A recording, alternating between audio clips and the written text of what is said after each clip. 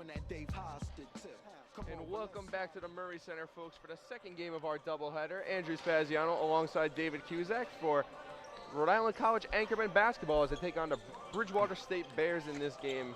And Dave, this team, along with the Anchorwomen coming into this game, 2-1, split their tournament games over the weekend.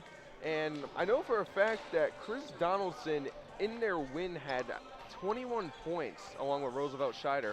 I mean, it's just interesting to see his emergence on the team. It'll be interesting to see who's able to come through tonight. Absolutely, and it's always a different guy on this Anchorman squad who can really kind of step up and take control every night. They're very deep, and they utilize their depth very well. I'm looking for Scheider to kind of step up and take over this game. I'm looking for him to be a factor. He's been playing, really well of late, and I'm really excited to see what he's going to be able to do out on the court tonight. Definitely, and it was just interesting to see in the opener that definitely evolving his game. He said, I had to become a more complete player. I couldn't just be to sit there in the corner and shoot threes, and he was showing that, driving the baseline, dishing the ball out, and it'll be interesting to see if he's able to follow suit with that tonight.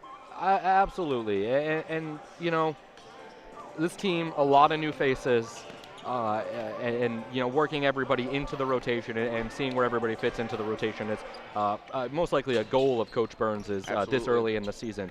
You kind of don't know what you have with a lot of these guys, and you really kind of need to try to see what you have as a team, and that's what their strategy is. Definitely. And 2-1 early in the season, I mean, already off to a better start than last year where they went on that long losing streak after winning the first game. So it'd be great to see them jump out to a 3-1 start to the season just to kind of, have that early momentum going. Absolutely. You always, 500 is not a bad place to be for this team, but you always want to play higher than what you think you're capable of. Definitely. And, to be able to end tonight 3-1 would be huge for this Anchorman team. And quickly, Dave, before we get to the starting lineups, how do you think they can get it done? I think they can get it done by just playing really hard inside game and playing really hard inside defense. I saw Bridgewater miss a couple dunks in the warm-up line. Not that really signifies anything, but if you can play them tough inside, you can play a physical game, I think that would be definitely to the Anchorman's benefit. Absolutely. So we'll turn over to the PA, and we get the starting lineups for both teams.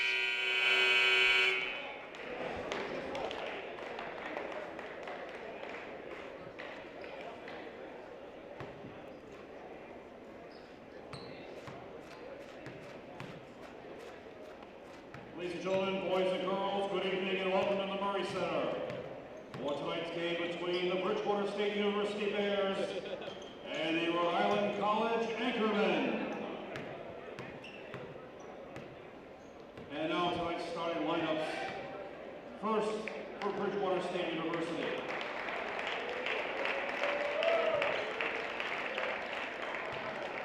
At guard, a 6'1" senior referee, Paul Mass.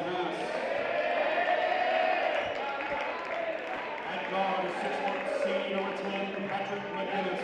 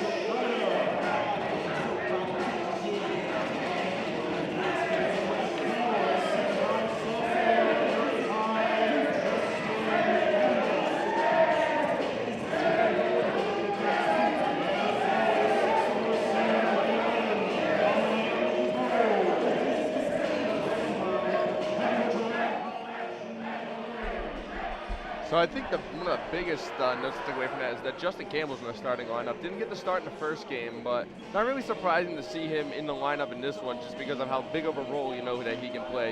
Yeah, exactly. I mean, Campbell's definitely a great player, and seeing him in the starting lineup again, coach really wants to kind of see what he has and what he has to work with. I like the combo of Fritzen and Scheider out there. I think that's going to be. Yeah, definitely. It's two guys that know the team and know, they have chemistry. So I mean, the thing that I find interesting is you have Fritzen, Scheider, and Justinian, all basically could be a 1 or a 2. You don't have a lot of height out on the court right now. Definitely. And I wonder how that's going to kind of affect their game plan. I mean, you have Campbell playing at the 4, and you have Bull obviously, or Campbell playing at the 5. My bad, and you have Bull throwing it down. So it's you have some height, but you're also lacking in your front court. So that's going to be interesting. Anchorman get the tip there as Bull takes possession, flips it off to Justinian, and we're underway here in the Murray Center. Pass down to Bull, drives in on Cardi, and he's going to get the and one early. So that's a nice job by Bull, driving in and able to get the call there on Joseph Cardi, the big 6'7" forward for Bridgewater State. Well, Andrew, to quote Kevin Hart, he wasn't ready. They were not ready for that drive, and good job by Bull finishing on the inside. And he knocks down the free throw for a 3-point play. The inbound goes to McGinnis. McGinnis drives up hard on Fritzen. Fritzen does a good job keeping pace. It's dished out. Back to Cardi at the top of the key. Out there to Ramonko. Now back to McGinnis. And that ball trickles out of bounds there. Bull got in there and disrupted that play. Definitely. And you want to see that aggressive defense early from the Anchormen. As DeAndre will inbound to McGinnis. McGinnis drives in hard. Nice dish outside, but no cigar on that shot. Now he takes the mid-ranger, and a nice job by Ramonko pulling out for the mid-range shot as Justinian takes it up. Justinian takes it up court. Inside the Bull. Cardi gets the rebound, and Cardi's going to be tough at that 6'7" height all night on the inside, Dave. Yeah, Bull tried to finish a little too strong on that play, and we see those results. Absolutely. Justinian gets the rebound on the drive there. He's going to dish it out to Bull. Bull and Cardi really going at it in the early goings of this one. Just over a minute through the game. 3-2 the Anchormen lead. And like you said, that height of Cardi down there in the paint is going to wreak havoc on the Anchormen's offensive game plan. Definitely. It's just the pure size. Absolutely. Fritzen dishes to Scheider. Scheider tries to drive on McGinnis, but not able to. Fritzen's going to pull up for the 3. Nails it. And nice shot there over Mass there.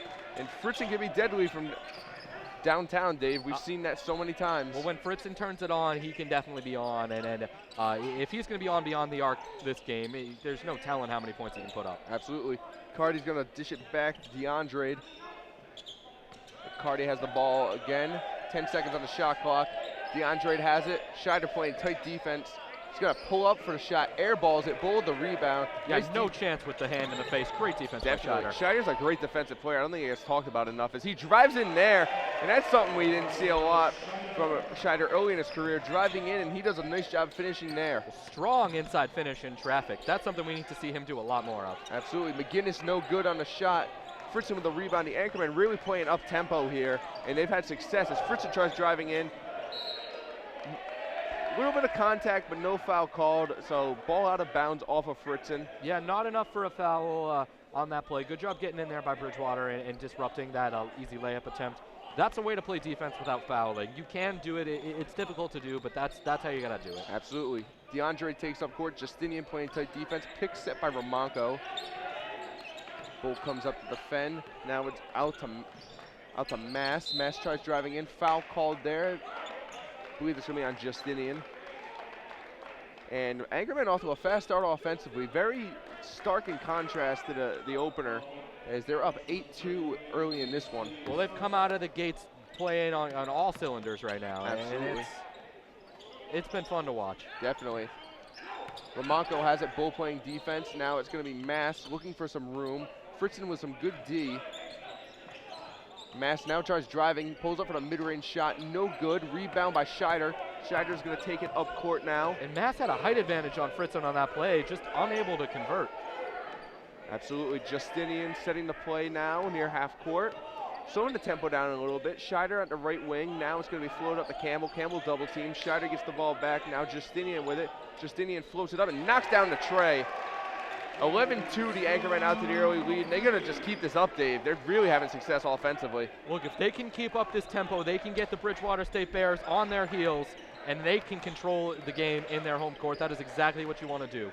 Absolutely, and Coach Burns is going to be pleased the way the teams come out as that was Cardi trying to work there, not able to get it. Again, aggressive, hard defense in the paint without fouling. Absolutely. That's what both teams need to do. Justinian pulls up again, no good. That one rattles out. Campbell almost had the rebound, but it's going to be scooped up there by DeAndre. DeAndre works his way up. Nice handoff there to Mass. He drives in, loses the ball, and it goes off of him, they say. I don't think he agrees with it. A lot of traffic there. Weren't able to really see what happened as get a couple substitutions. Chris Farrington and Donaldson come in. Donaldson, as we said, had a big game in their victory in the tournament, so it's always good to have somebody that can pop up 21, come off your bench. Absolutely. You know, having leaders like that on your bench is, you know, you always need a sixth man, and having someone to be able to come off the bench and have that kind of offensive output. Absolutely, and a nice pick set there by Bull. Knocked Mass right over, but Mass just got his ankles destroyed on that play. But he does a nice job recovering. He's able to get the transition bucket there. As now Donaldson takes it up, and I think Bridgewater's trying to play up-tempo as well as Bull gets the handoff. Bull now bounces it out to Farrington. Farrington getting defended pretty tightly. Now Donaldson tries to get in there. I think he got away with a little bit of a walk as Fritzen from the corner rattles out, no good. Cardi with another rebound as he passes it up to McGinnis. McGinnis is going to drive in hard. Donaldson tight defense. Now it's out to Cardi. Cardi's going to take a three, knocks it down, and it's pretty scary when you got somebody with 6'7" that can shoot with range like that. Yeah, having a big man that can stretch the floor is a dangerous weapon for any team. If they're able to utilize his shot from beyond the arc, there's no telling what he can do. Absolutely. The Anchormen lead now down to 11-7 now. And nice move by Fritzen. I think that ball got tipped a little bit. Nice job by Bull on the recovery to fade away. Nice job, all-around effort there by Dominique Bull. That was a beautiful fade by Bull on that. And Bull gets the steal. This is off to Donaldson.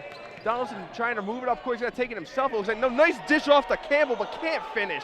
That was a great pass by Donaldson. Little contact on that play. No foul overall. Great defense. Absolutely. As now DeAndre is going to try to slow things down there. Going to give it off to Mass.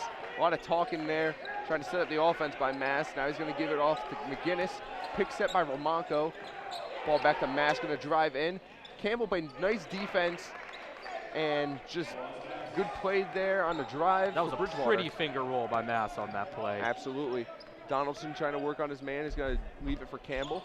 Campbell now leaves it for Farrington. Farrington tries driving. Nice defensive play as it's intercepted by the Bears. Driving in hard is Mass. Mass is going to get the foul call, so he'll go to the line. And just such a quick-paced game, and I think Bridgewater was a little surprised by it at the beginning of the game. Yeah, and Donaldson not able to get his feet set on that play, so that's going to be a blocking foul on him. But fast-paced so far.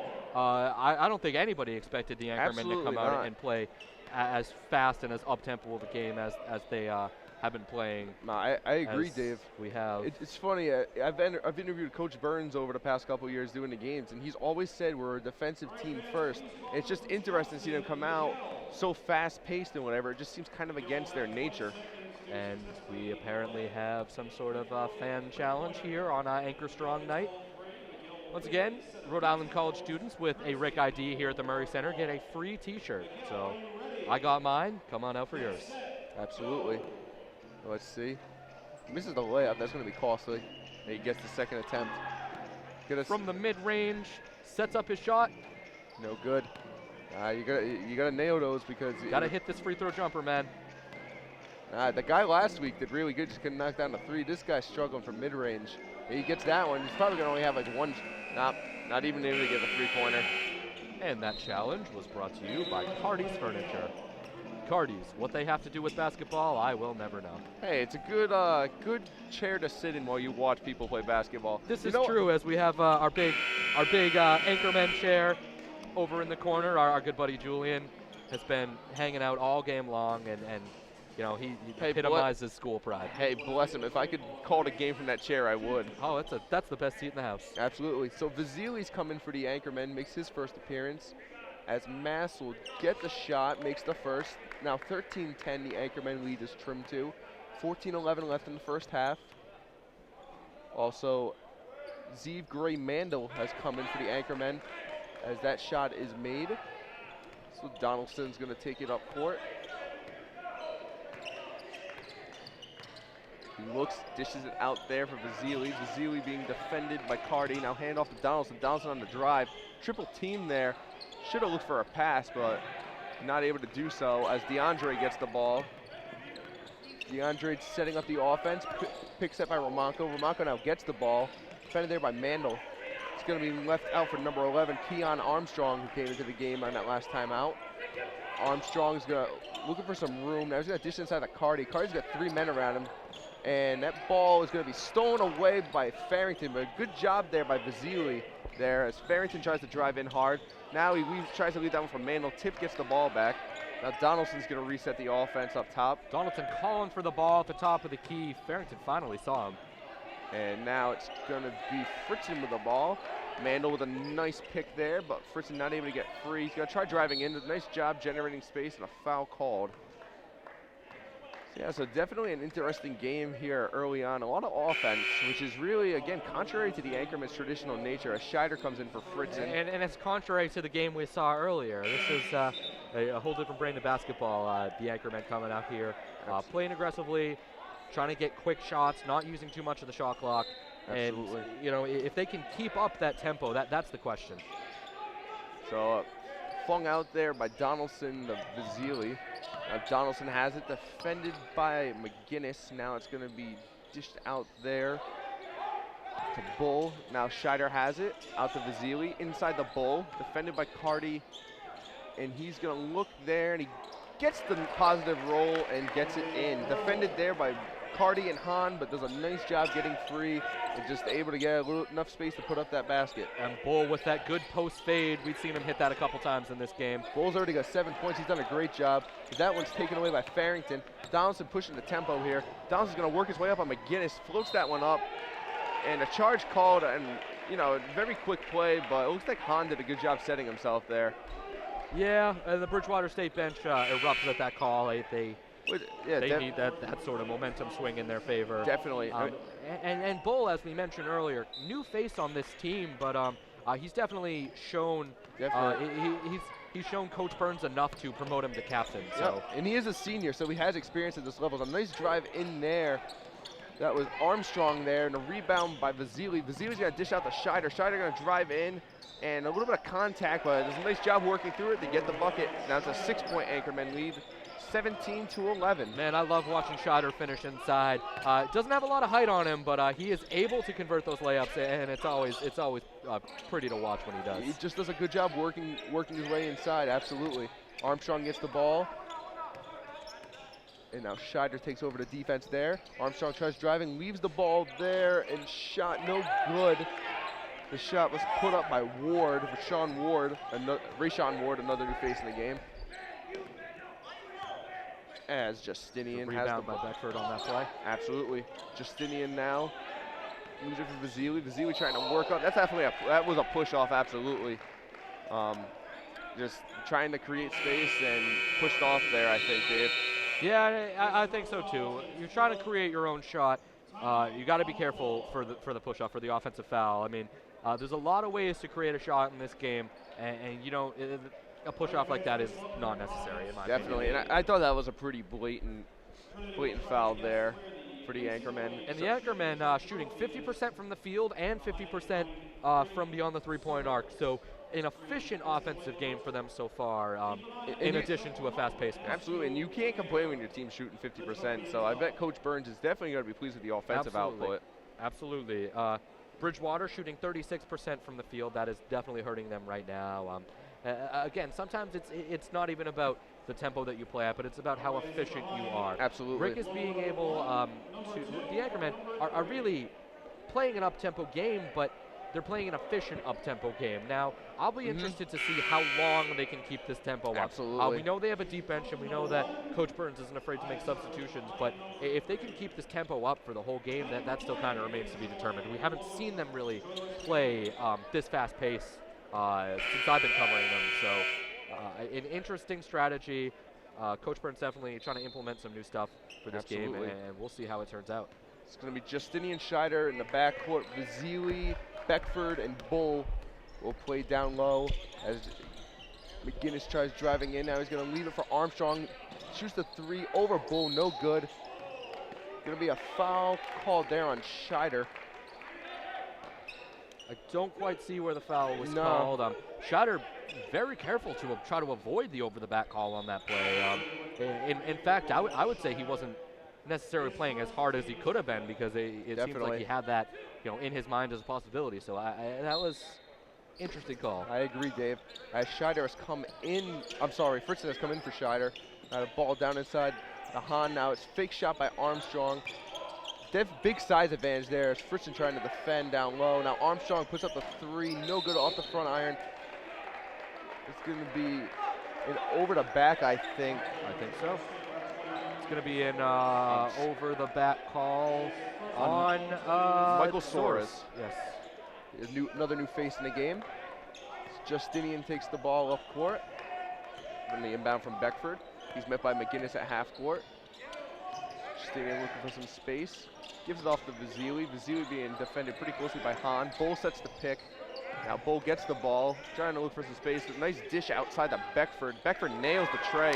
And as you point out, Dave, he's doing a great job beyond the arc in this one. And that shot is easy money when you don't have a hand in your face. Absolutely. Bridgewater's got to close out on shooters and play tougher perimeter defense. Absolutely. Now drive in here, going for the fancy dunk.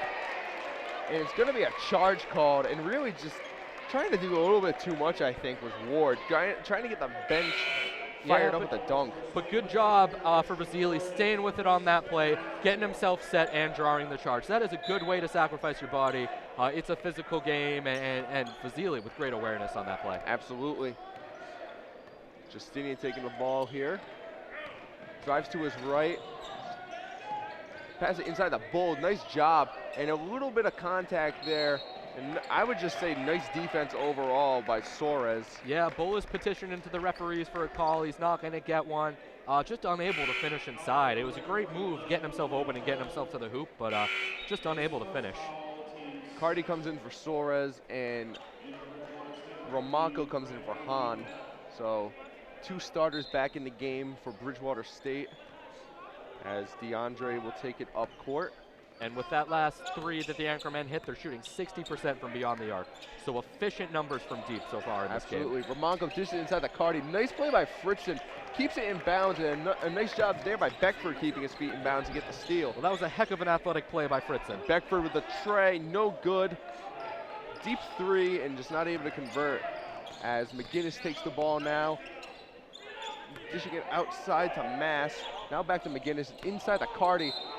And it's going to be a foul on Cardi. And a nice job there sacrificing his body by Justinian. Yeah, nice job getting his body set by Justinian, getting his feet set and taking the contact from the man that was a lot bigger than him.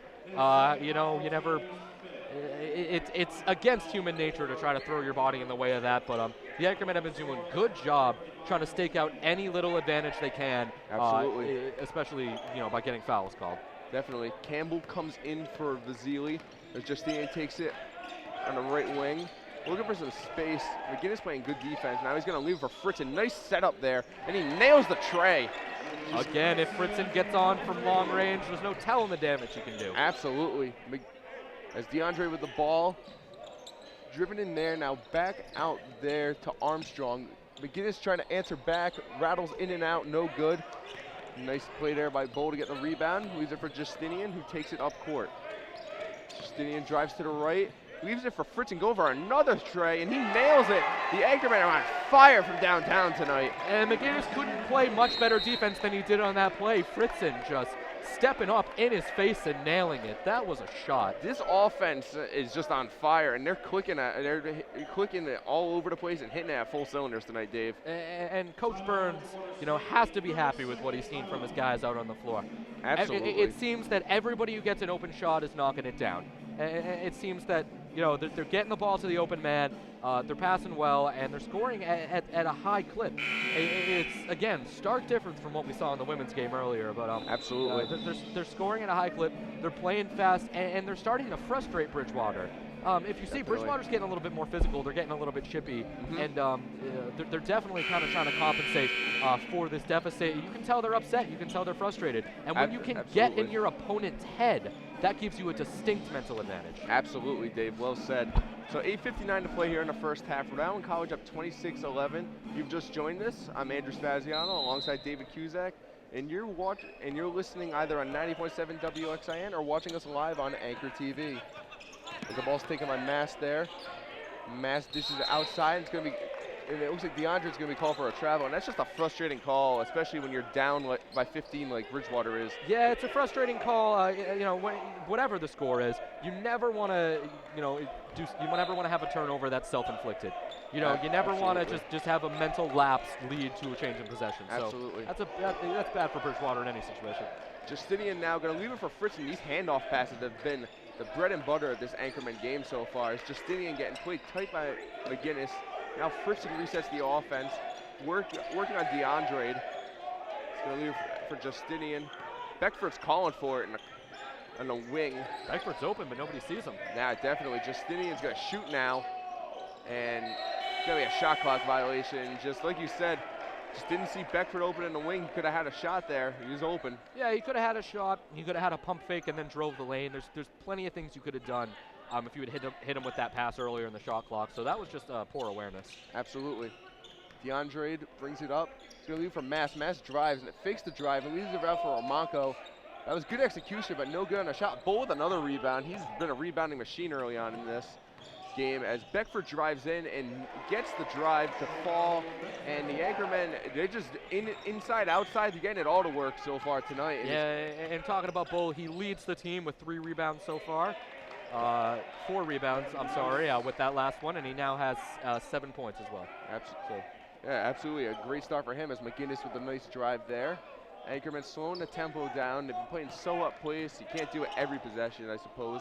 Justinian now he's going to hand off the Bull back to Justinian. Justinian working on the left wing, hands off to Fritzen. That's how Fritzen began open to those 3-pointers with those handoffs. Now he drives in. That's going to be a foul on DeAndre. Very physical foul. That is going to be a foul. Looks like a bit of a push.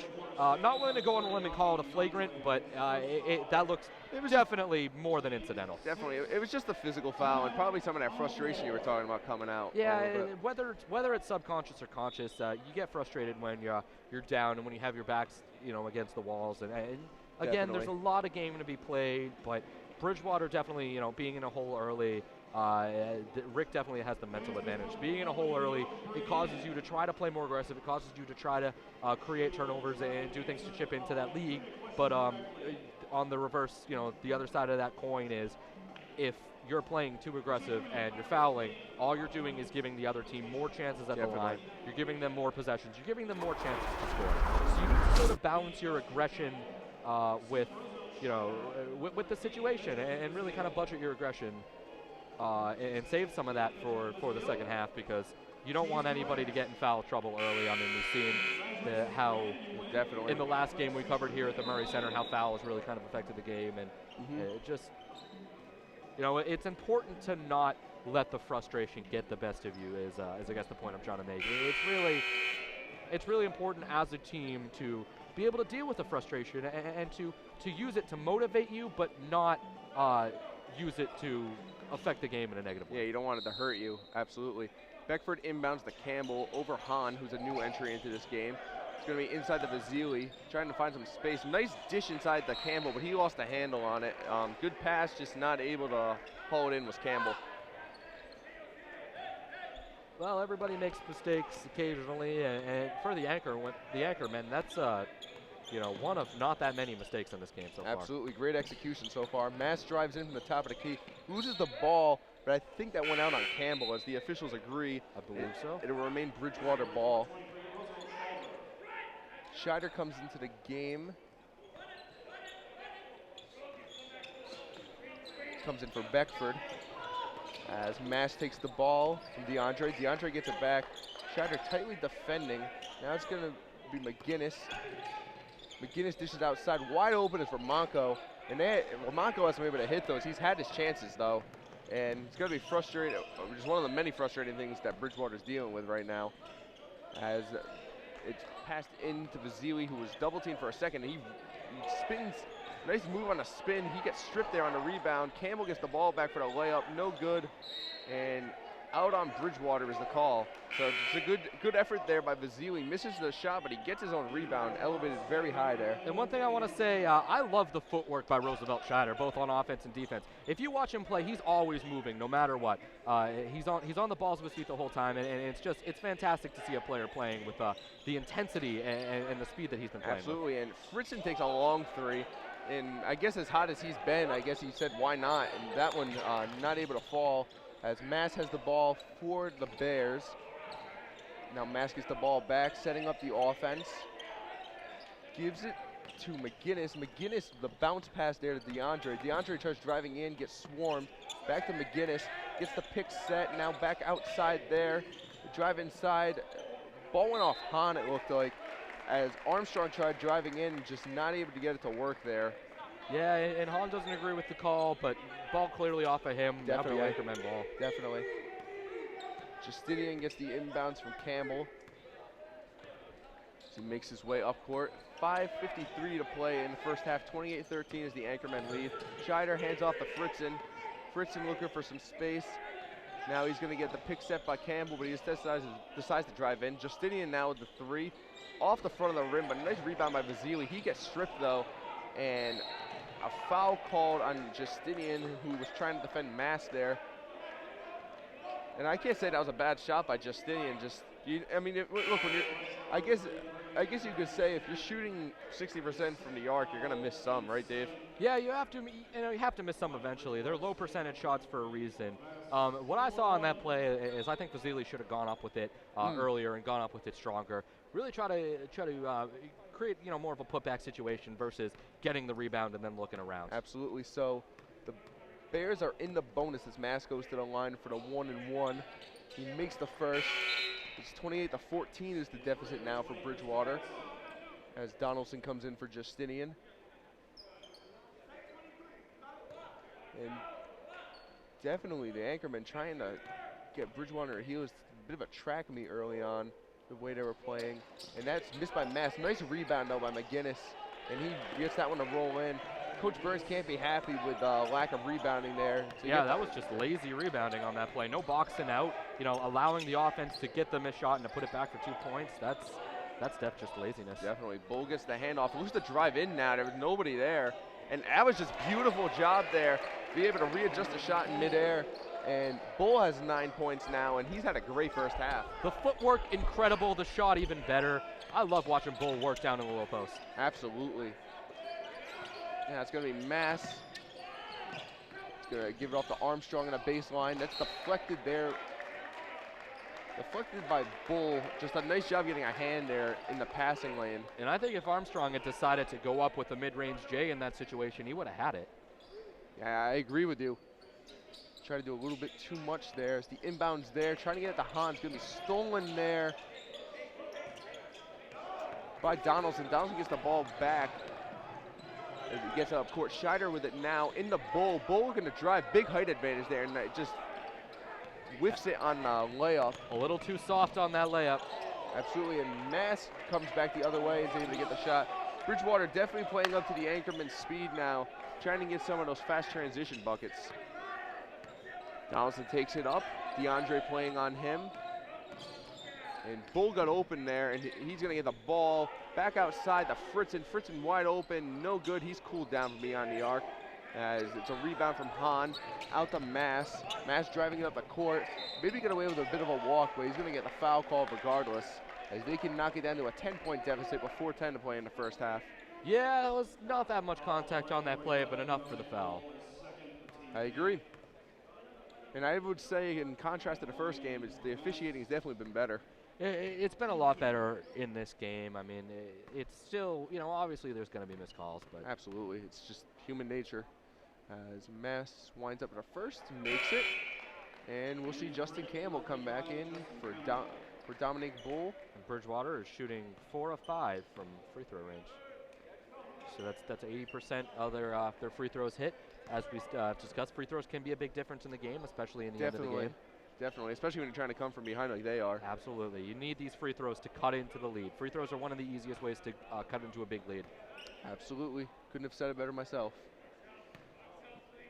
Mass looking to be 2 for 2 from the line on this trip.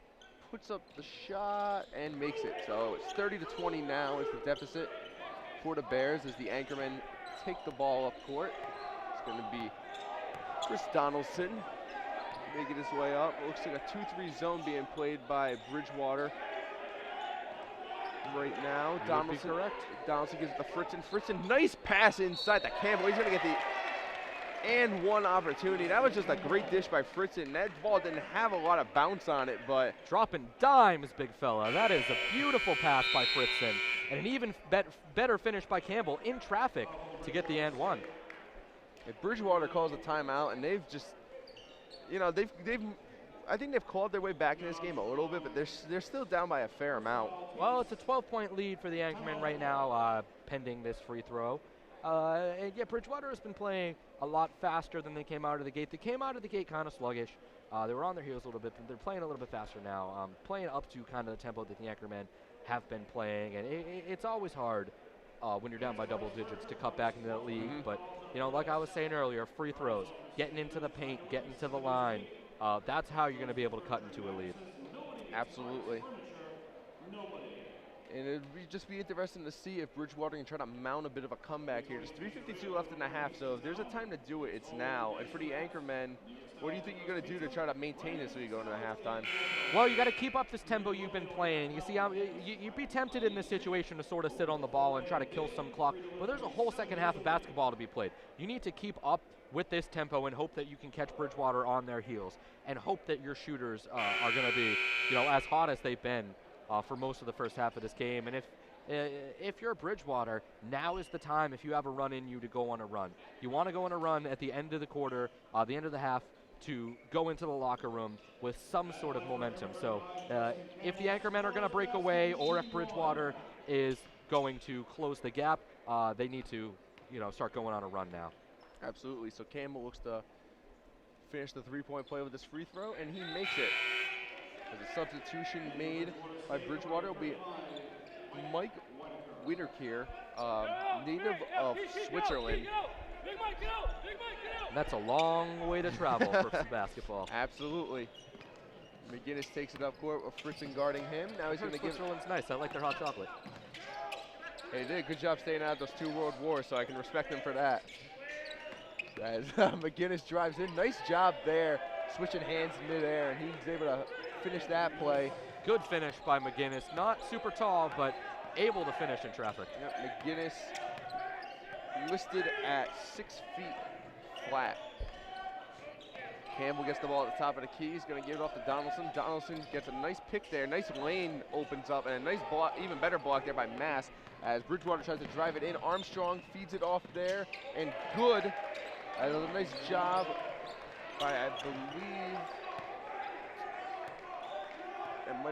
believe that was Armstrong who got it. So a good job by Fritzen staying in the lane.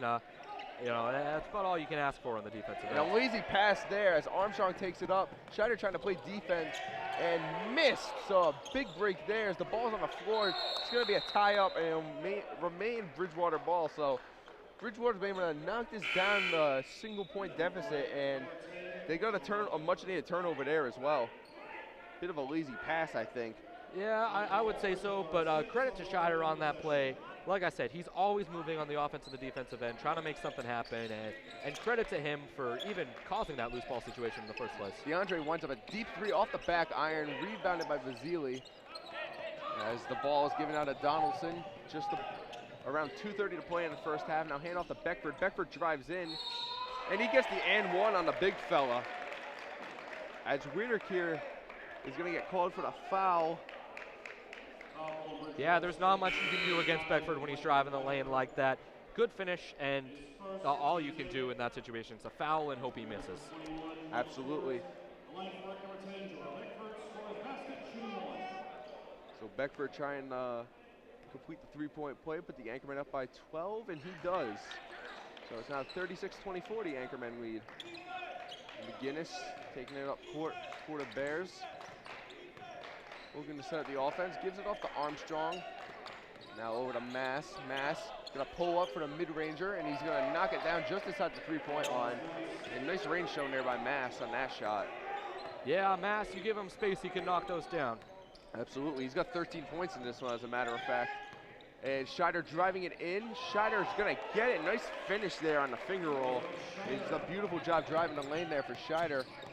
Scheider is one of my favorite players on this Anchorman team to watch him finish in traffic. It is amazing what he can do with the ball down there in the paint, especially for a guy who's not very tall. Armstrong misses Scheider with a rebound. And Donaldson driving up, looking for the lane. He's gonna back up now and try to set up the offense a little bit. He's gonna hand off to Scheider. Scheider now moving to the left wing, trying to get the Fritzen, but McGinnis anticipated that pass. Fritzen now looking for somebody, 10 seconds on the shot clock, looking for the drive. Still looking for the drive. Just gonna look to pass, I think. Gives it to Donaldson, he's gonna have to fling one up. And stolen away by Mass. Mass going up, Vasily on the defense there. Call a foul, it looks like. I didn't see much contact there. I disagree with that call wholeheartedly. That was great defense by Vasily. Getting in there and disrupting that shot. I didn't see the contact on that play. I would agree with you. But regardless, it is a foul call. That's Vasily's second. Mass will go to the line. Shooting two. First one off the front of the rim. As Campbell comes back in for Vasily, and just that Anchorman rotation just continues to put in fresh bodies in this game. Like I said earlier, you know, we were talking about this. They have a deep bench, and they utilize their deep bench. Mass makes the second. Inbound to Donaldson by Beckford. As we approach a minute to play here in the first half, 11-point Anchorman lead. Donaldson being defended by DeAndre, dishes it off to Fritzen. Fritzen works inside. He's got a nice dish there to Scheider, who's gonna try to work inside himself. Leaves that floater up, but no good. Trying to do a lot there on with some of the height advantage, and that ball was off Beckford. Defending there on Suarez. Off Beckford, it's going to remain Bridgewater State ball, but the fact that Beckford was even able to get back there and disrupt that play is a credit to his speed and skill on the defensive end. Absolutely. McGinnis flings one up on Scheider, no good. Donaldson with the rebound. Anchorman could get a 2-for-1 opportunity if they scored early on this possession, but it looks like they're content to kill a little bit of clock. Donaldson looking for a lane. Good defense by DeAndre. I don't think Beckford was expecting that, but he's able to hold on to it. Beckford backs up, shoots off the side of the iron, no good. Yeah, and Mavs got a hand in on that play. That definitely disrupted that shot. Definitely good defense play there, as Bridgewater definitely content to play for the last shot here. As Donaldson playing close on DeAndre. DeAndre trying to work his way out. There's 7 seconds. Nice pick set there by Suarez.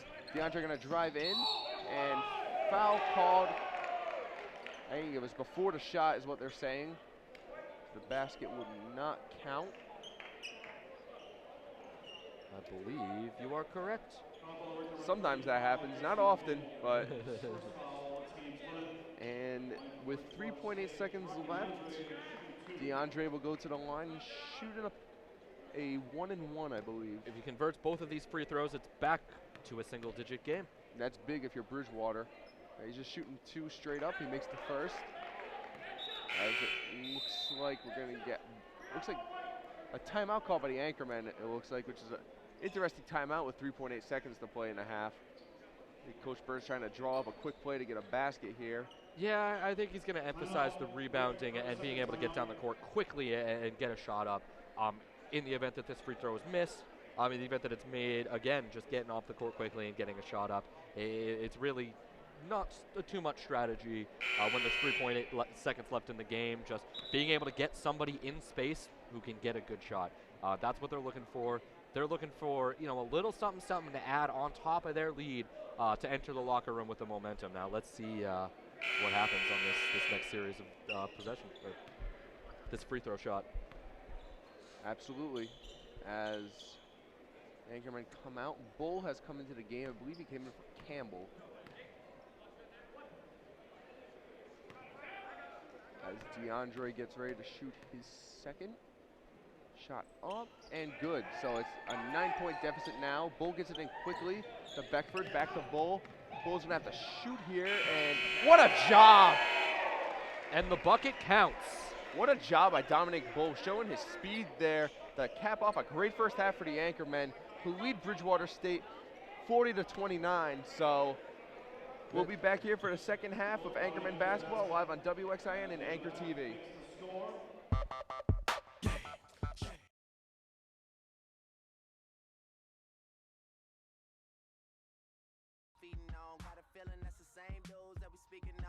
Word, ain't heard my album, who you sleeping on? You should print the lyrics out and have a read along. Ain't a sing along unless you brought the. And welcome back to the Murray Center, folks. Andrew Spaziano alongside David Cusack. And David, 11-point lead for the Anchormen, 40-29. And I think the offense for them was really the story of the first half. Absolutely. The offense was playing at a tempo and a clip that we haven't seen them play in a really long time.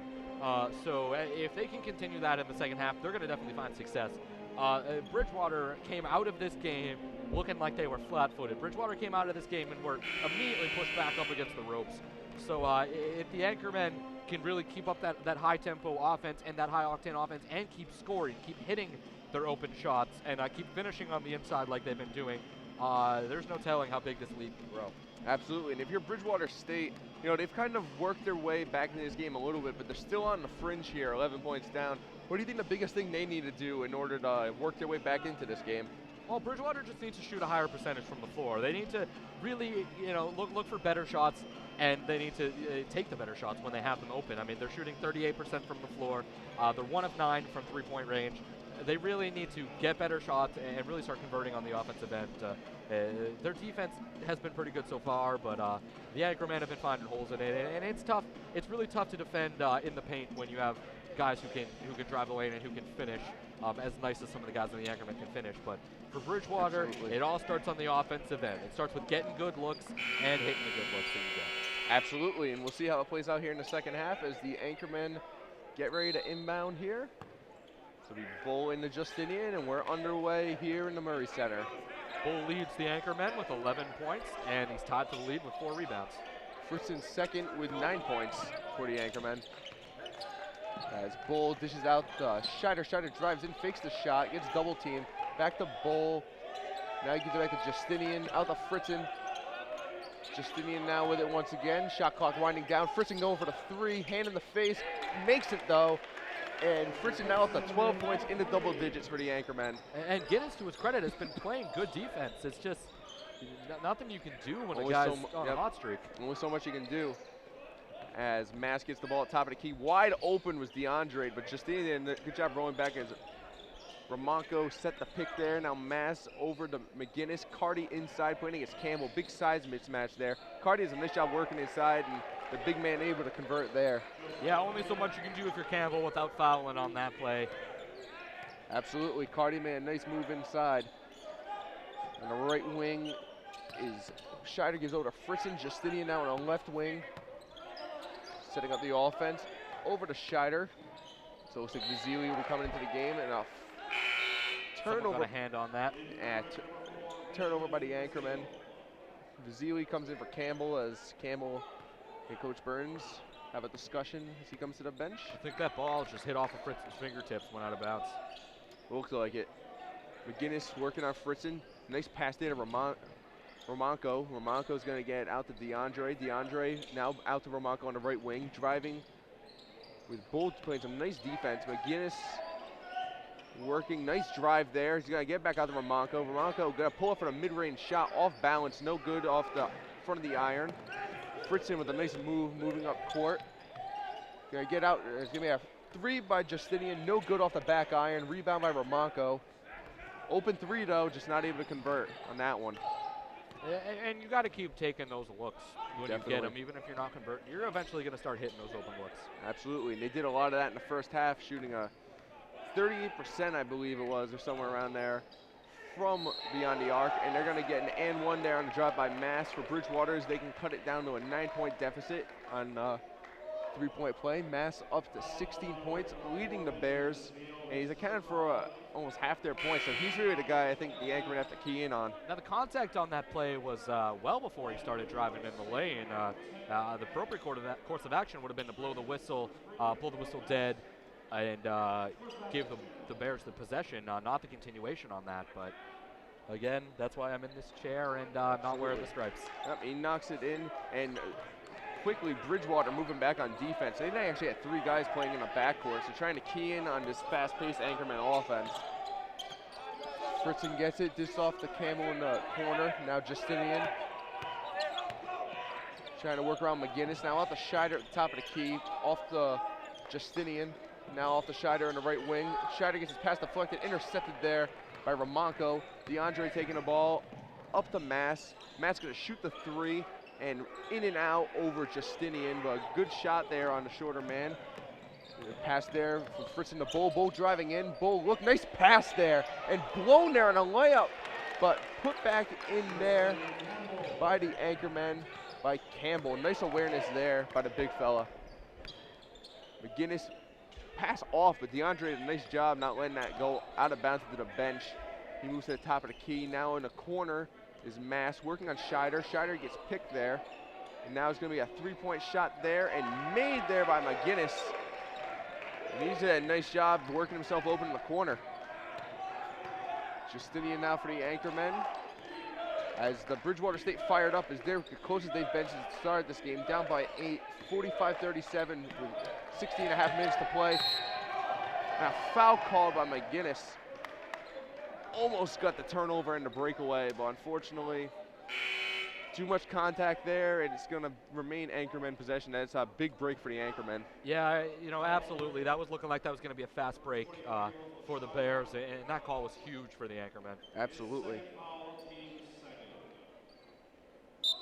It's actually a foul on the Anchormen, I beg your pardon. So actually works out for the Anchormen. Get the foul, prevent the fast break, and let Bridgewater inbound it instead.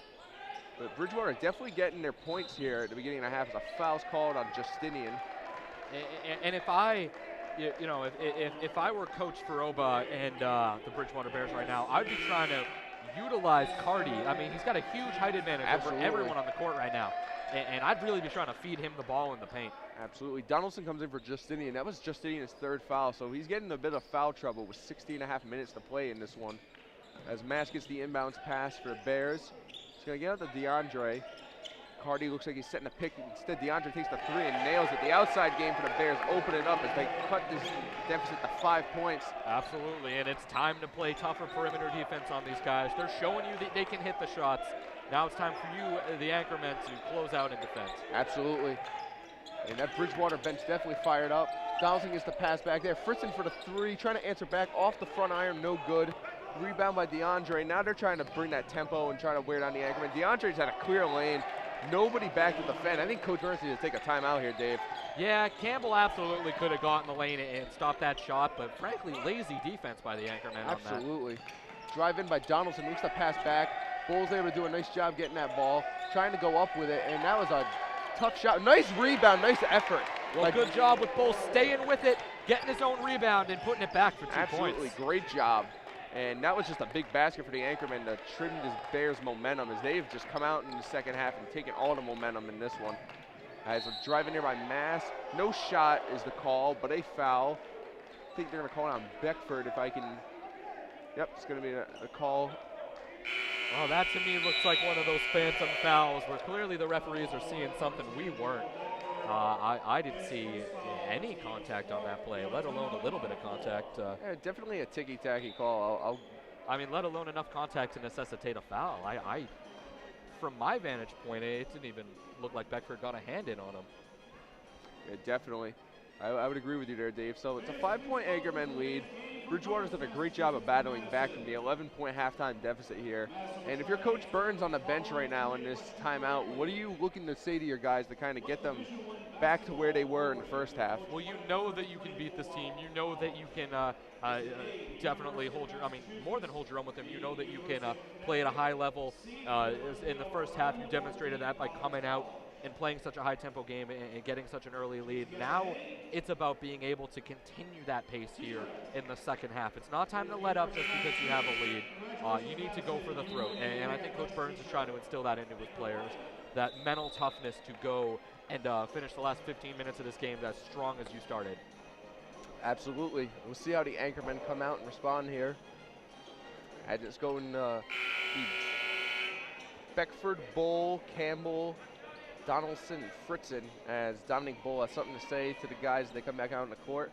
Obviously, Bull is senior. He's played his 4th year playing at this level of college ball, so he knows the ropes. And it's definitely an asset to have somebody that transfers in who has that experience. Absolutely.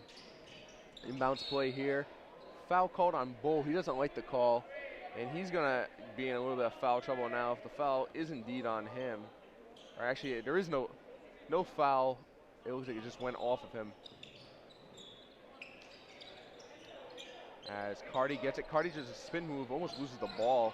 He's getting played tough by Bull. Good job there by Bull. Yeah, good defense by Bull, making sure he wasn't able to get his feet moving and drive the lane on that play. Absolutely.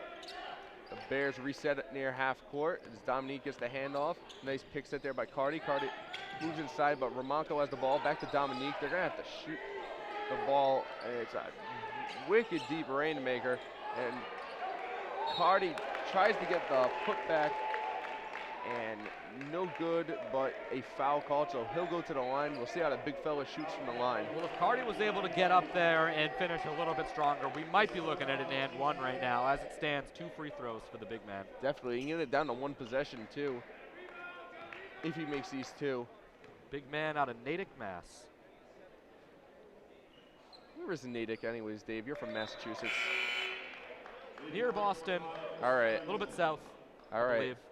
For some reason, I thought Natick was on the Cape, but I knew you would have made a comment for that since you're from the Cape. It is not. No players from Cape Cod, unfortunately. However, on the Bridgewater women's team, there is a player from Edgartown, Mass, which is about a 35-minute ferry ride from my stomping grounds in Falmouth. And nice rebound there on a miss by the Anchorman. That was Beckford there. He did a nice job keeping that ball and keeping it a 2-possession game. As Campbell down by the baseline, gives it back in the wing. Campbell had an open shot if he decided to go for it. He did. And Beckford fakes the shot, drives in. Errant pass there. McGinnis is going to intercept it. Out the mass, back to DeAndre. He's going to shoot it and nailed a rainmaker. And it's a 1-point game, folks. The Bridgewater Bears have worked their way back in this one. The Anchorman got to get something going on the offensive end. Donaldson tries driving in. You're going to give it to Beckford. Now back to Fritzen. Fritzen tries driving. Good defense by McGinnis. As Beckford takes the ball, gives it to Fritzen. Fritzen's going to shoot the 3, hand in the face, and he nails it. And that's just a big 3 to get the momentum back on your side as Fritzen moves up to 15 points. Ooh, and that tough shot there. Some contact. DeAndre goes right into the base of the hoop. No foul as Cardi takes the 3. No good. Fritzen with the rebound. Fritzen moves up court, floats it up to Beckford. Beckford tries driving in. Cardi with some nice D, and just a good D to block out that shot as McGinnis gets the rebound. 2-on-1 play there. Nice pass down to Mass. DeAndre with some nice vision there for the Bears. Getting a little chippy out there. I heard Mass had something a little colorful to say for Fritzen that we can't say on the air, but I didn't catch it. Things are starting to get a little chippy out there. Definitely. It's a tough game and a physical game, so it's not surprising. Fritzen fakes the 3 on Mass. Tries to drive, no room. And inside to Campbell. Campbell's going to get the shot, but not able to get it on Cardi. And it's going to be a foul called on Campbell, I believe. And the Anchormen their offense has just been stymied this half. They've only gotten 10 points on the board, as opposed to Bridgewater's 19. Yeah, absolutely, and I think that's what Coach Burns is going to be discussing in this timeout. They need to get their offense back on track. They need to, really start playing more like they did in the first half. We know that they can hit shots. We know that they can hit shots from beyond the arc. However, that doesn't have to be your bread and butter. You don't need to live and die with that shot at this point in the game. You just need to make sure that you're getting good shots, you're getting open shots. Try to drive the paint a little bit more. I mean, Bridgewater, there has been holes in their defense, and that's the kind of one of the things I don't really like about the 2-3 zone that Bridgewater has been playing for a lot of the second half, it usually leaves guys open somewhere on the floor, usually in the corner. And when you have a guy open in the corner, you can either take a corner three, or you can drive the lane, or you can look to pass. There's a lot of things you can do with the ball in that corner, and that 2-3 zone has really been kind of leaving those guys open. Absolutely. I say try to feed it to the man in the corner and then try to drive the lane. Either get fouled or kick it out to one of your teammates for an open three. Absolutely. That would be my strategy going forward. But again, I'm sitting here. I'm not standing where Coach Burns is standing. Absolutely. We'll see what Coach Burns does. And another nice turnout here at the Murray Center, Dave. You know, it's good to see some support. Obviously, there's some Bridgewater fans here. It's not that far of a drive. Well, once again, it's our Anchor Strong night here, our second Anchor Strong weekend and final one. With a RIC ID, you get a free, awesome Anchor Strong TV shirt that I'm going to be rocking this Thanksgiving weekend when I go home to visit my family.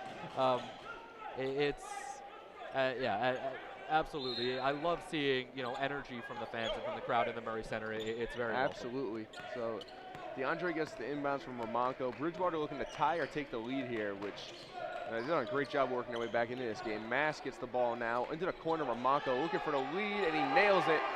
Bridgewater has worked their way back, and they've taken a lead in this game. The Anchormen need to respond and get the momentum back on their side. It's Donaldson with the ball. Gives out the Fritzen. The corner is going to be Farrington. Farrington gets defended tightly. Donaldson tries driving. Oh, nice pass to Farrington, but good defense by Cardi, and an even better putback by Vasili. A good job by Vasili seeing that play all the way through to the end, getting the rebound and putting it back up for 2 points. If Vasili is somebody, we haven't called his name a lot tonight, only 4 points, but he's the guy we saw in the opener, could definitely make some noise down low. Well, even if he doesn't have a lot on the scoreboard, he is always a factor down there in the low post. And McGinnis tried floating that one up. That was short. Vasili with the rebound. That poor pass there. Mass with the steal. And great block there. And I think they're going to call the foul. I think that was a clean block. But I do too. I mean, I'm with you there, Dave. I really disagree with that call. That's Vasili's 4th foul. Man, this officiating has been brutal. I mean, I'm going to be a little less diplomatic than I was in the last game. This officiating has been bad. I know it's tough, and I try to have as much respect and leeway for officials as possible because I know it's definitely not an easy job. But they have been missing some pretty blatant calls, and they've been calling quite a few phantom calls out there where there's been little to no contact and they've called a foul. Definitely. And by and large, it's been disproportionately hurting the Anchormen. So that's never something you want to see when officiating really starts to affect the game. Absolutely. As we have a challenge here out on the court. By Big Tony's Pizza, and I can vouch for the quality of their food. Brought to you by Big Tony's. Big Tony's, I might eat there later tonight. So I think something that is really notable at this stage of the game is that Bridgewater's already in the bonus, and there's just under 12 minutes to go. And again, it comes, it comes with the territory of the officiating. There's nothing the Anchormen can really do to combat that. They just need to, get out there and play their game, and don't worry about the calls made on the court. I know it can get frustrating, and believe me, every athlete has felt that at some point. When it's something beyond your control, it's infinitely more frustrating than when it's something that's within your control. But frankly, if they're able to convert on the offensive end, it's not even going to matter if there's bad officiating. Absolutely. Mass shooting the pair here. He gives the Bears the lead again, makes the first, ties it up at 52. 11:57 to play in this second half. So we've got a tight one here. And Mass makes the second, giving Bridgewater the lead. Inbound to Donaldson by Bull. Definitely a slower pace by the Anchormen in this half, and it's definitely been tough for them to get opportunities in this one, as it's going to be a deep three by Beckford off the back of the rim. Deep pass there, and a nice deflection on that pass by Beckford. Farrington's going to take it. Farrington moves up, and he's going to get the lay-in, and just a nice job there on the defensive end on that floater pass intended for McGinnis. And a great turnover by the Anchormen as they were able to capitalize on it. Great move down near the hoop to get that finish. That was great footwork. Absolutely. As Armstrong loses the ball, gets it back. Almost another turnover for the Bears. As DeAndre tries to get some space and intercepted there by Campbell. Nice job stepping in front of that pass for Cardi. Farrington taking the ball now for the Anchormen. He looks to drive. Gets caught up in traffic. You know, Beckford in like a 4-man trap there, and that ball bounced out to Campbell, who's able to convert there and give the Anchormen a 3-point lead now. We know Campbell can be dangerous down there in the block, and it's always fun to watch him down there. Absolutely. DeAndre working on Donaldson. It's a handoff pass there to Armstrong. He's going to shoot the mid-range. We have foul on Donaldson. He doesn't like the call. Can't necessarily say I blame him there. He's going to come out of the game, and Justinian's going to come back in as the Bears will go back to the line. And once again, you know, there's nothing you can do about officiating if you're the Anchorman. I know it's frustrating, but you really need to just convert all the offensive opportunities you can and play as best defense you can without fouling. The only thing that really becomes a factor is when it starts to get in your head and you start to play weaker defense in the paint because you're afraid of sending them to the line. That's not something that they can allow to happen. Absolutely. Great point there. Armstrong makes the first, rolls in the second. 56-55 is the Anchorman lead. We approach the halfway point in this second half. Justinian dishes out to Beckford. Beckford looking to set up the offense. Gives it out to Bull, who was tightly defended there. A travel called. I thought he pivoted there. I got a gift card to LensCrafters somewhere if these officials need it. I mean, I'll try to help out in any way possible. That was just, frankly, a really bad call. Again, I'm trying to be diplomatic about it, but man, that was, if anything, he was fouled on that play. Absolutely. That's how I felt. Again, I thought he pivoted inside, but the officials called it differently. That was not a travel.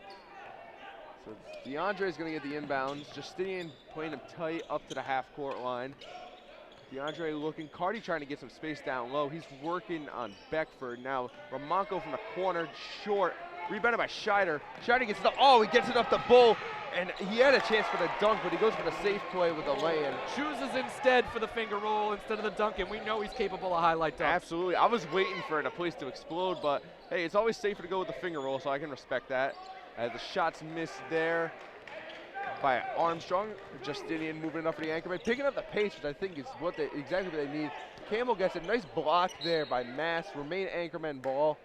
And Mass is having himself a game, 21 points, and he's been a force all over the court in this one. Yeah, Mass is leading the team right now with 21 points. He has been on fire. We know he can hit from anywhere on the floor, and it's always fun to watch him play. Very much like what we saw in the first game. Maz is he's getting to the line. He's 9 of 11 from the line. He's definitely getting contact and getting there. Absolutely. And that ball goes out on Bull, they say.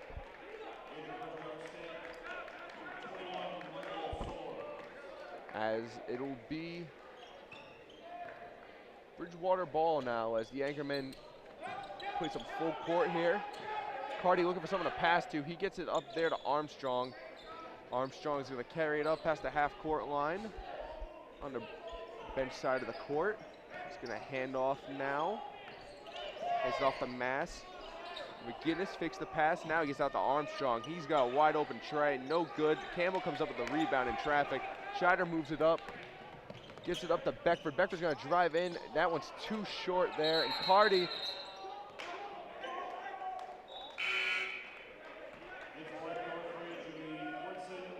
going to be Bridgewater ball. It was Bridgewater ball, and I think it was called a tie up there. I believe Fritzen comes back into the game. Fritzen leading the Anchorman right now with 15 points. Actually, him and Bull both have 15 points. Both have been a force in different ways in this game. As Fritzen is defending Armstrong in the right wing. Pass up to McGinnis. And it's going to be Anchorman ball. Offensive foul called on Bridgewater. It's the Anchorman finally get a call to go their way. See who the foul is on. It's going to be on Suarez. It's his second foul. As Bull inbound to Justinian. Approaching 9 minutes to play here in the second half. Anchorman 3-point lead, 58-55. This game got a lot closer. The Anchormen were up big early, but we're in a tight one now as Scheider's going to drive in the right wing. Gives it back to Bull. Bull defended by McGinnis. That's a big mismatch. Triple team. Scheider with the three. Off the side iron, rebounded by Cardi, and Cardi's just so hard to box out with that size. Yeah, Cardi using his height there in the paint to go up and get that rebound. Also using his arm length, as that is. Absolutely, and that ball was not. Ball was knocked away there, and a travel called, and I didn't see it. I didn't either. I don't know about you. I mean, this is. I mean, to be fair, the monitor was in the way for me being able to see his feet. I have a better vantage point. I didn't see it. Yeah, I believe it. Again, there's nothing you can do about that. You just gotta, yeah, can't let it get to your head. I think there's a.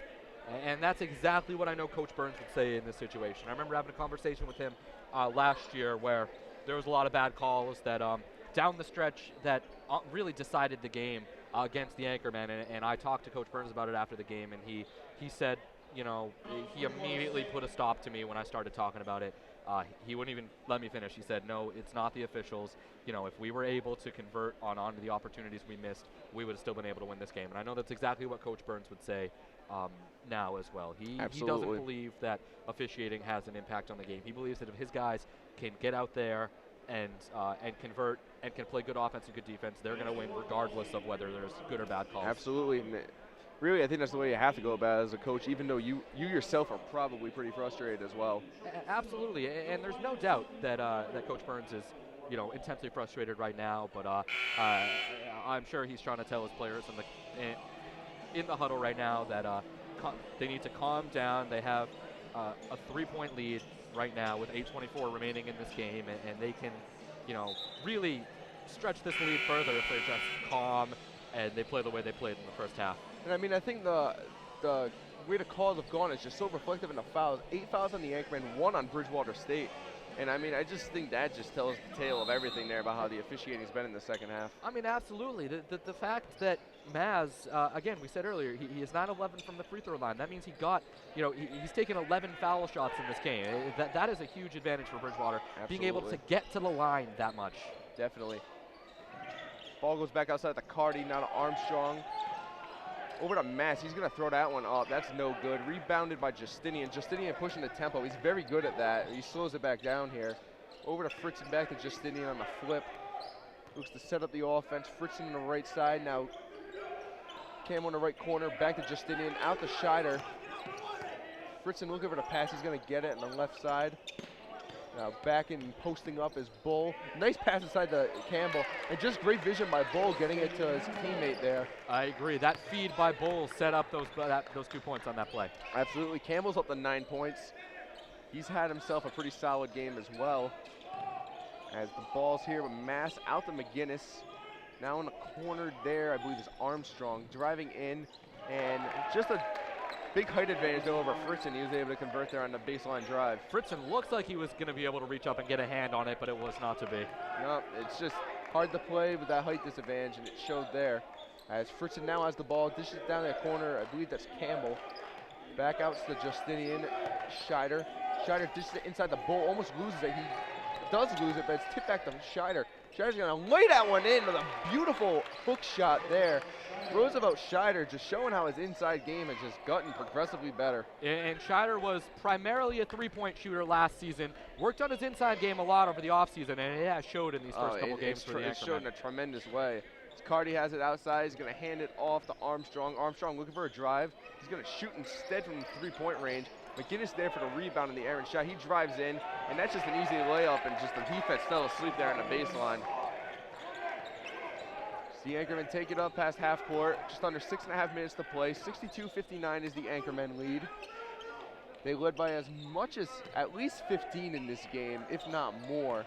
His Bull moves inside, looks for somebody to pass to. And I think they're going to say he stepped out of bounds. I believe so. Bull could have just gone up with that shot and either got the contact and the foul or got the 2 points. I don't know what he was looking to do on that play. Definitely. Tried to do a little bit too much, I think. As Bull comes out of the game, Farrington comes in for him.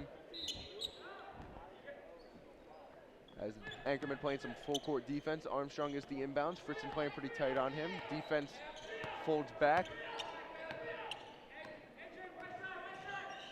Armstrong gets the pick by Romanko.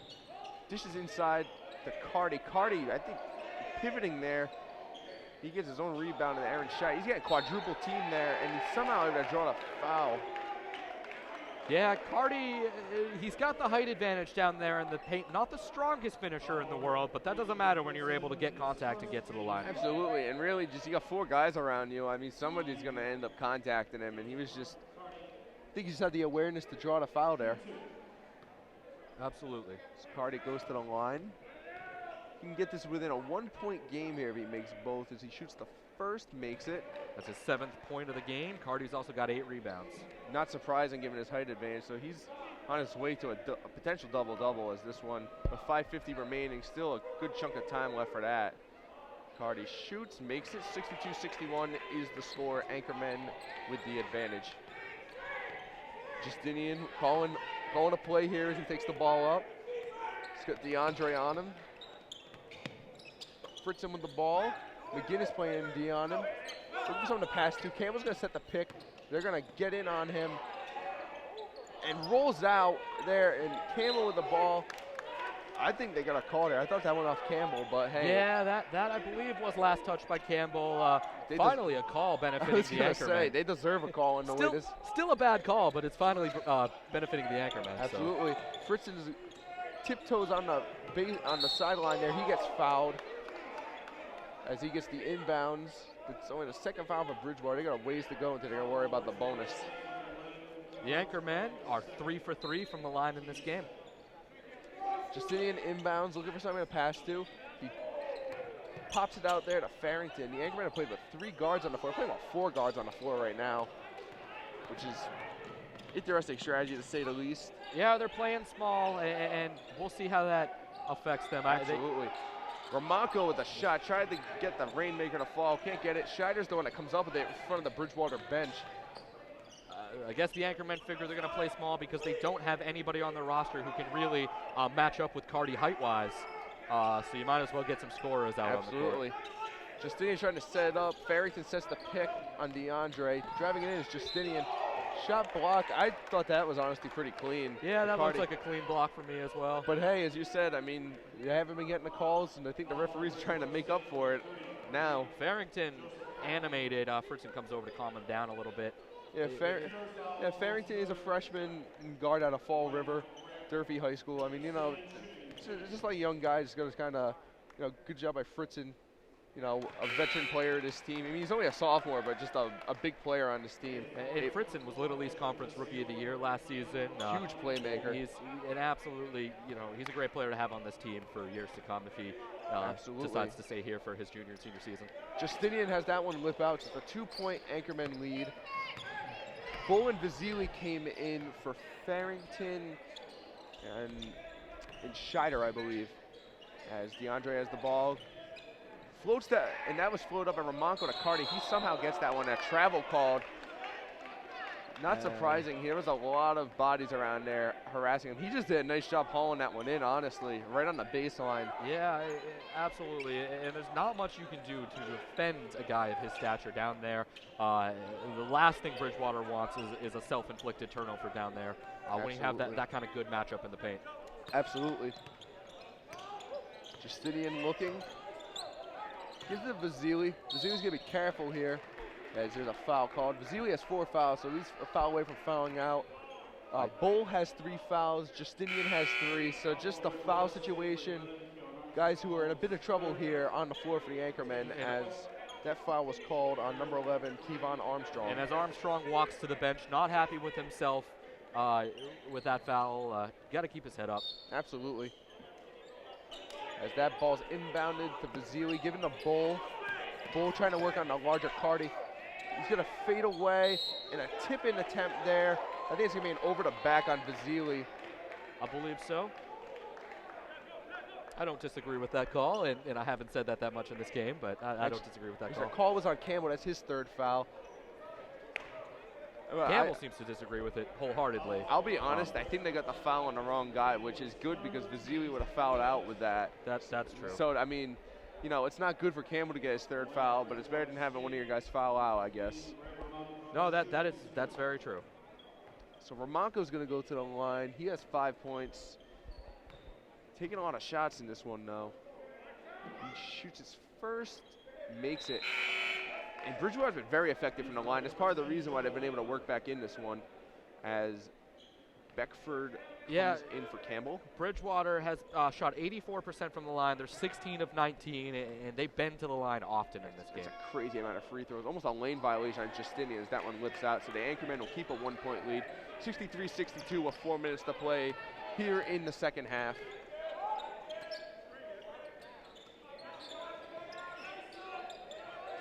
Fritzen now with the ball. Gives it to Justinian at the top of the arc. Just looking for someone to pass to. 7 seconds left on the shot clock. They're going to do something here. Pick set by Bull. Justinian's going to have to shoot it. Vizili has to shoot it. Got that thing up just before the shot clock, and he gets it to lip in. And tremendous awareness from Vasily on that finger roll, getting that shot up before the shot clock expires. I didn't think he was going to get it off. It's just a great job of being able to. That's a big basket there. 3-point game now as McGinnis tries driving in, gives it off to Romanco. Now to DeAndre at the top. DeAndre off to the left. Now it's a drive in there by McGinnis. Shot by Romanco, wide open. He has not been very good beyond the arc tonight. No, not at all. And they need to look to someone else to try to score them. I couldn't agree more. First team got the rebound. He now has the ball, setting it up near half court. Drops it to Justinian. Gonna let him set it up. Bull has it now. Looking for a drive. He has a lane. Bad shot. Good defense by Cardi on that one. Yeah, very good defense on that play. A little bit of contact, but not enough to get the foul Three call. to tie it, and he makes it. DeAndre the shot from the left corner, and it's 65 all now. 2.5 to play in the second half. We got a tight one down the stretch here, Dave. And boy, we have been lucky having a couple of really close games to call past couple of times we've been out here. Just a miscommunication there by Justinian. A terrible turnover. 2:27 to play in the second half. That is the exact opposite of what you want to do. Absolutely. As the Anchorman, just a mental lapse, a loss of focus, if you will. Definitely, and the Anchormen are finding themselves kind of in a reversal of where they were in the first game in which they came back from a large deficit. They had a big lead, and if you're Coach Burns, you know, you really don't want to be in this situation because of the lead you have, but what do you say to the team to keep them focused to try to pull this game out? Honestly, Andrew, score buckets. It sounds simple. That's all you really need to do. You can stop Bridgewater on defense. You know, you've proven that your defense can definitely stop them, especially, you know, when they're not on the break, you know, when they're trying to make something happen. You can clog the passing lanes, you can play them inside, and you can stop them. You don't have a guy height-wise that can really match up against Cardi, but, you know, it doesn't really matter that much because Cardi hasn't been finishing very well on the inside. You just need to score buckets and don't foul. That's what you need. Absolutely. That's a good point, Dave. He only has 8 points. I mean, he's been big on the boards, absolutely. As he said, approaching the double-double with rebounds and points. Yeah, and Coach Faroba for Bridgewater in his 25th year at the helm, he knows what his players' strengths and weaknesses are, and he's trying to feed Cardi the ball when he thinks he's going to be able to get fouled. Absolutely. Because he's not a strong finisher down there in the paint. So Bridgewater will be masked, inbounding from the right sideline. Pressure there as he inbounds to McGinnis. Justinian playing tight on him as he brings it up court. When he gets past half court, he's going to dish it off to Mass, who's playing on Beckford.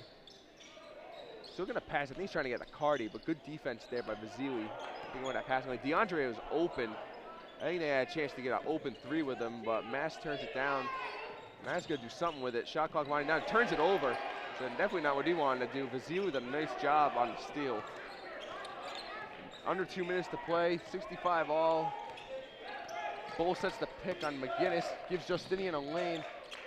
Decides not to take the shot, and Vasily gets it. Now to Beckford in the wing. Vasily's going to take the three. No good. But Bull with a rebound. Put back. No good. So good effort there by Bull. And a foul called, which will put Bridgewater at the line. It'll put Armstrong at the line. And that's a foul called, I believe, on Bull, yes. And that'll be Bull's third foul of the game. So fourth foul. Fourth? Yep. This is on the big board. It's not what it says on the little board. Little discrepancy between the big board and the little board, but. So I guess if we have a compromise, he has 3.5 fouls. The law of averages. So Armstrong with a big free throw for the lead. Makes it. 66-65, a minute 38 to play in the second half here. This will be a tough loss for the Anchormen if they're not able to pull this one out. Absolutely, and that one's good. I really, you know, I don't envy the position that Coach Burns is in right now. He takes every loss so hard, and yeah, definitely. If they don't end up pulling out this game, he's not going to be too happy. Absolutely, and I can't blame him. Justinian looking for somebody in the right wing. He's going to try driving in himself. That was just a tough pass and really just not a good idea. I think he was looking for a foul. Didn't get one. No, I mean, he could have gotten a foul. There's a lot of contact there. So now Bridgewater in the driver's seat here. 1:15 to play. They have the lead. As Basili's going to be careful not to foul out of this one. But at this point, I mean, you got to do what you got to do to get the ball back. Yeah, and that's true. You got a deep bench. Basili brings a lot to the table, but. And it's going to be an offensive foul. That's a big turnover with 1:01 left. And Basili is pumped. You see him coming down the court. Absolutely, and I mean, he's had a tough game. Only 4 points coming off the bench. You know, he was a big force in the first game, and you know he's been limited because of his foul issues. But and sometimes when you're stifled like that offensively, it really fuels the fire inside of you, and you play a lot harder because of it. And I think something just awoke inside Basili right now. Absolutely. So Coach Burns calls timeout. 57.5 seconds to play. Obviously, they're going to try to set something up to tie here. Honestly, Dave, it's just been a really up and down game for the offense. 40 points in the first half, 25 in the second half. What are you thinking of your Coach Burns? What are you drawing up to try to get a bucket here? Well, the type of play that I would draw up is set some sort of a screen to get Fritzen open on the outside. He can take a shot and have someone down in the paint. Maybe have Bull setting up down in the paint for the potential rebound and the putback. That's the type of play that I would be setting up right now. You know, something that you can get a quick shot, a quick three-pointer off, and then a rebound and be able to possess the ball again. Absolutely. I mean, that sounds completely logical, especially with the putback ability of both Basili and Bull. So exactly, because if you're able to convert on a three-point attempt, you're going to have a 1-point lead. And if you're able to get the ball back, even if you miss, having someone down the low block to rebound and get the ball back, you're going to at least have a tie game. Yep, and Bull inbound to Fritzen. McGinnis playing up on Fritzen, who is far above the three-point line. Basili getting smothered there by Mass. Now Justinian is going to reset up near the half-court line. Whistle.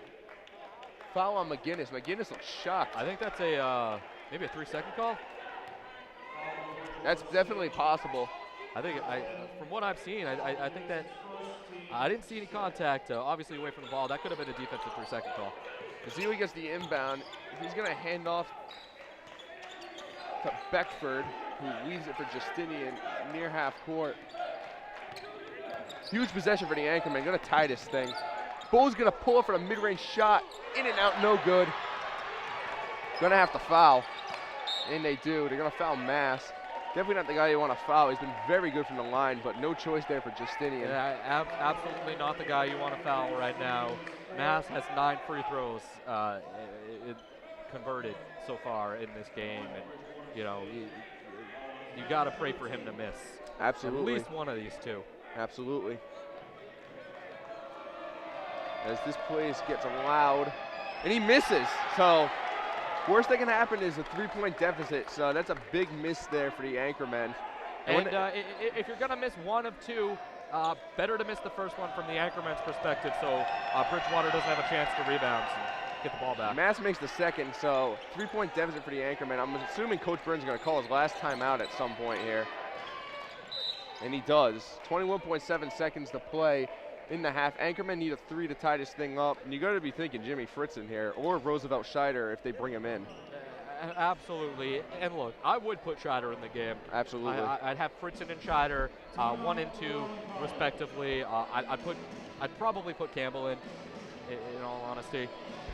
Just, you know, you got to set up some sort of situation where you can get a guy open for 3. Now that whether that means setting a screen, whether that means just frankly passing around until you find the open man, whatever that means, you need to get a guy open for a 3. And again, you can't forget to rebound. Just 21 seconds left. This isn't a do or die shot.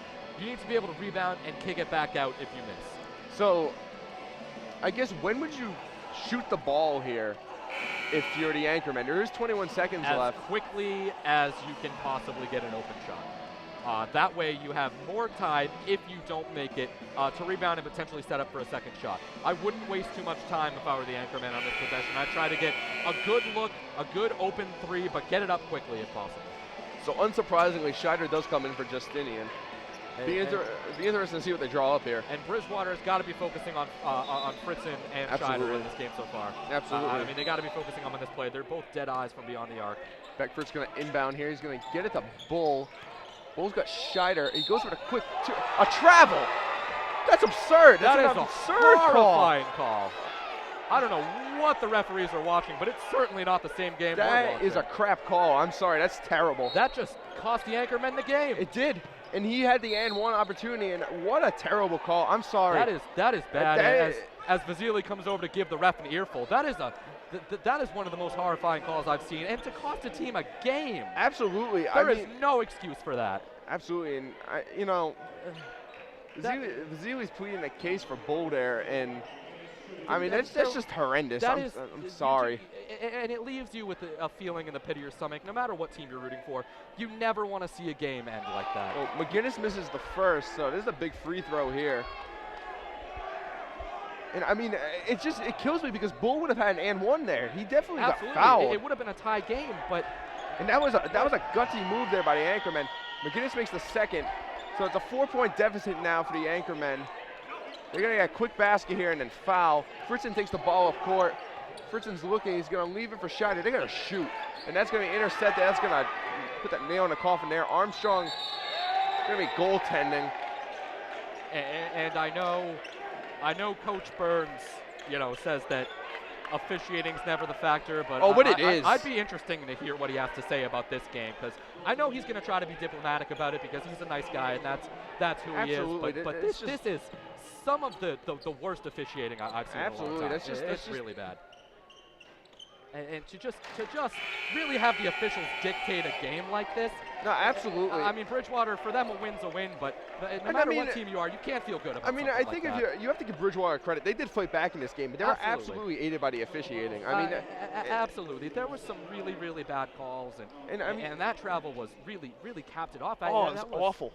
That's probably one of the worst calls I've ever seen. That wasn't a travel in any universe. I don't know what game these referees are watching. Again, man, I think I got a coupon on lens crafters around somewhere. But, I got contacts at home.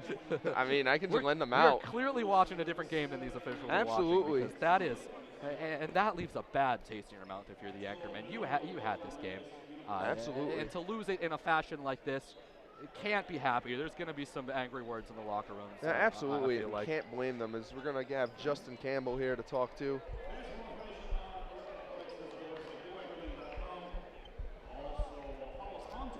And Justin, I guess the first thing, I mean, it's a real tough loss for you guys, especially the way the game started. Coming out in the second half, what really happened that slowed down the offensive tempo for you guys? What was Bridgewater throwing at you that was different in the first half? Pretty much say that they're throwing a lot at us. I would say that it was more so our execution. It started to get a little bit, since we were up more, we started playing a little bit laid back, which we shouldn't have. We should have just kept on pushing the ball every single time like we started off in the beginning. Definitely. And for you guys, rolling forward with a loss like this, how do you kind of rebound? You have 5 days to your next game. How do you kind of bounce back from it and not let it get to your heads? This game is done. We can't think about it no more. We just got to go and get on with the next one. Absolutely. And what adjustments do you think you guys need to make for the next game, just kind of offensive, defensively, or whatnot? Execution and playing defense. All right. Well, Justin, tough game for you guys, but hopefully you can rebound Sunday, and hope to see you guys back in the winning column soon. Okay, all right, thank you. All right, thank you. And we as we wait to speak with Coach Burns as he comes over. Yeah, and you could just tell. And I don't blame him. I mean, it's really like, the call was bad, the travel, but it was a real bad call, but I think what made it worse just the context of we're in a game. You can't make that call. I mean, absolutely. Come on. Again, sports is about watching great athletes go up against other great athletes. It's not about the men in the stripes, the men and women in the stripes. It's not about the referees.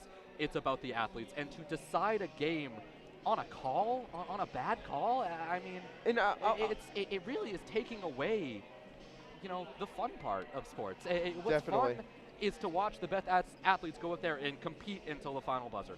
You never want to see the referees take away a game, as the referees are out of this building, Absolutely. and for good reason. They're getting home as quickly as possible. Absolutely. I would love to be able to speak with one of them, but they're getting out of here as quickly as possible. Yeah, absolutely. It's a sour loss for the Anchormen, Definitely, but- and it's a tough. But I'll say this much to you, Dave. They shouldn't have been in the situation they were in. I mean, No. I think, as much as we can say, I think the referees, giving them the free throw opportunities they did, I think Bridgewater had like 20 free throw attempts. Probably around 25. Actually, I have the score sheet right here. I can tell you, 27. They got 27 attempts, 21 from 27, which is tremendous shooting from the line. Absolutely. Getting to the line 27 times for Bridgewater, you can't allow that to happen if you're the Anchormen on Definitely. defense.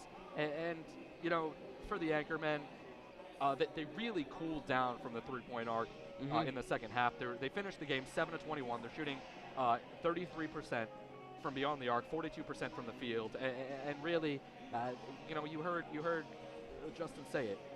Their offense slowed. They got complacent with the lead, and they slowed down, and they didn't play as hard Absolutely. in the second half as they did in the first half. So really, tough loss. No, for the definitely. Anchormen. And I think just, they got to put the game behind them. And I think Justin, very short response, we need to, it's over. It is. And they just need to mentally believe that. And I think it's just tough having a loss like this and having a 5-day gap, because you got to sit on this thing until you get to play ball again. And it kind of stinks in that regard that you have to kind of deal with it like that. But I mean, it is what it is. And every one of these guys is a competitor. They're all intense. They all want to win. And you're right. They don't have another game for 5 days to really kind of get their minds off of this loss, have anything really to look forward and prepare to. And all I can say for these players, they're a great group of guys. They are. And I hope they all go home and have a wonderful Thanksgiving with their families. And Absolutely. don't let this loss really wear on them too much. Absolutely. I know some of the guys on the team, and they're all competitors, but more than that, they're just great dudes. And look, they have a lot of talent on their team. They showed in the first Absolutely. half. I mean, if they play at that level all the time, I mean, they're going to be a very competitive team in the Little East this year. So, I mean, it's a non-conference game. At the end of the day, I mean, it means something because you want to get the win, but it doesn't mean nearly as much as if you had lost to a conference opponent. I was looking for a time to work this in to the broadcast at some point during the season, but now we have a little bit of time to kill after this game. Waiting for an interview with Coach Burns. I actually played a pickup game against some members of the team, and they play hard in the gym, like a pickup game, man. These guys play hard. They're all super competitive. They all really want to win, and a loss like this is going to stick with you for a while. No, definitely. Especially to lose in the manner that they lost. To blow a huge lead Definitely. and to lose on a bad call. I mean, we talk about the bad call a lot, but to blow a lead, They were that's huge. They were up at least 15. The number could have been larger than that, but I mean, that's just. Yeah. I think again, it's just you shouldn't have been in that situation to begin with. I'm sure. Absolutely. I'm sure Coach Burns will have something to say about that as he comes over and joins us here on 90.7 WXN and Anchor TV.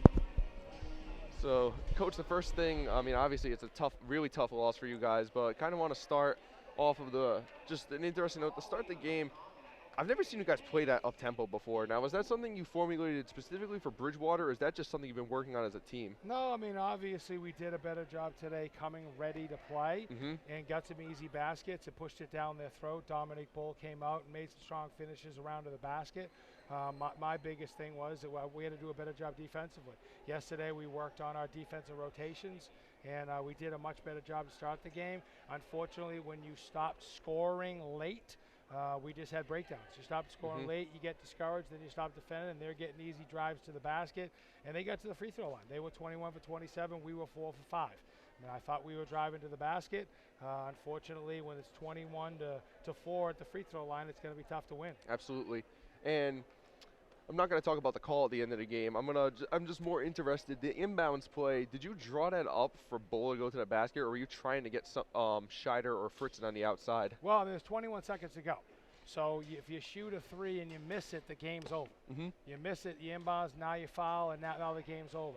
So I wanted him to get the ball and then drive the ball to the basket, score. Figured maybe they'd give us a call because we hadn't get many calls all game long. So he drives to the basket and they call a travel on him. So if we score in 3 seconds, now there's 18 seconds to go. Now it's a 1-point game. They inbound it, you foul.